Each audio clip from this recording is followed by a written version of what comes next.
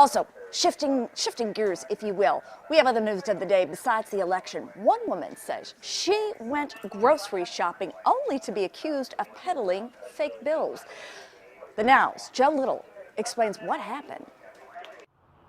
Since this store is opened, I've shopped almost every single day. Safe to say Summer Geyer is a loyal Smart & Final customer. Because I live in the area. But Sunday, Geyer says a checkout clerk inside the Santee location insulted her when she handed over this $20 bill. She kind of felt the 20 and stuck it in a machine that said fraud detection. She says it passed that test twice. It even passed a marker test.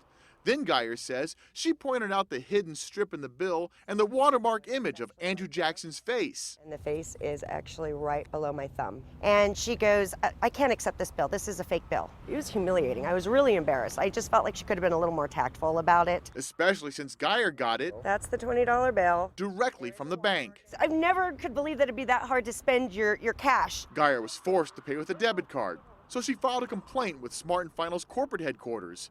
The manager called her personally. And he was extremely apologetic. And he let me know that I guess on Saturday alone, they'd received over $400 in fake bills, including 20s and 100s, and $1,600 that week. I called the San Diego office of the U.S. Secret Service. They investigate counterfeit money. The special agent in charge said they haven't had a huge influx of fake bills, and the number Geyer told me was not out of the ordinary. I've been trying to warn people, check your money, because maybe you're getting it back as change and you don't realize it. Now, believe it or not, there are a lot of tips online about how to spot counterfeit bills, just in case you're ever wondering if you're dealing with funny money as well. In Santee, Joe Little, 10 News. And right during that package, Joe, who's actually sitting over behind me, actually ran over and said, we just got a statement from Smart & Final.